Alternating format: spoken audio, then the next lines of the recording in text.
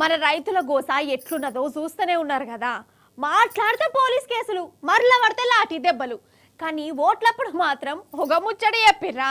మన రేవంత్ సార్ అయితే గాంధీ భవన్లో కూర్చొని ఇప్పుడే ఇప్పుడే 2 లక్షలు పట్టుకొచ్చుకోపోరి, నేనే రుణం మాఫీ చేస్తా, రైతు భరోసా 15,000 ఇస్తా, అట్లా చేస్తా ఇట్లా చేస్తా, నన్ను గెలిపిర్రి అని ఓ మస్తు ముచ్చట్లు చెప్పే.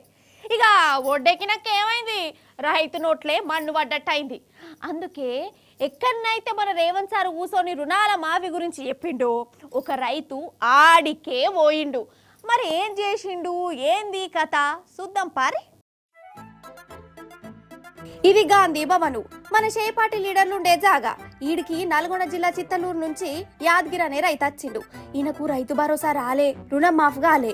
ఇంకో దికేమో రేవంత్ సారు రుణాలు మాఫీ అయినాయి, భరోసా పడ్డదని చెప్పబట్టే. ఈ చెట్ల మీద ఇస్తరాకులు గుట్టే ముచ్చట్లు ఎప్పుడేంది, రైతులను గోస ఉచ్చుకునేంది అని ఈ యాదగిరి తాతకు అనిపించింది.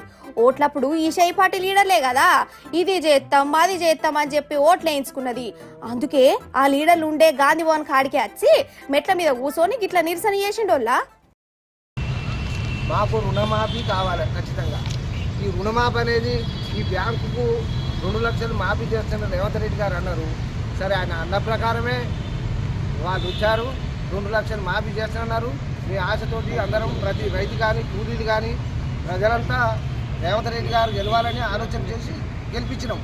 మొత్తం 2 లక్షలకు పైన అయినాయి. కానీ ఆ పైన అయిన ఆలోచన మేము చేసుకుంటాం. ఈ 2 లక్షల మీరు చూసుకోండి, కనుమ పైసలు మేము కట్టుకుంటాం. ఈ గాంధీ భవన్ కాడికి వచ్చిన స్పష్టంగా నాకు 2 లక్షల రుణమాఫీ నేనే కాదు, పేద ప్రజలు చాలా మంది ఉన్నారు, నాకు స్పష్టంగా రుణమాఫీ చేయాలి. ఈయన పడ్డది కదా, అసలు రుణాలు మాఫే కాలే, భరోసా రానే రాలే అని కాయిదాలు తెచ్చి మరి గవాయి చూయించిండు. అగర్సే ఓట్లప్పుడు చెప్పిన మాట ఇప్పుడు వేయకుంటే పురుగుల మందు దాగుడే ఉంటదా అంటుండోళ్ళ. ఇగో ఇది గాంధీ భవన్ సాక్షిగా రైతులు ఆఖరికి పురుగుల మందు డబ్బాలు పట్టుకోవాల్సి వచ్చింది. ఏమన్నా అంటేనేమో ఈ షేపాటి లీడర్లకు బాగా కోపాలు వస్తాయి. ఇది చేసినాం అది చేసినాం అనుకుంటా అసలు కథనేమో గిట్ల పాడుపడ్డది. రాను రాను రైతులందరూ ఈ గాంధీ భవన్ గోడలు బద్దలు కొట్టేటట్టే ఉన్నారు పాటు.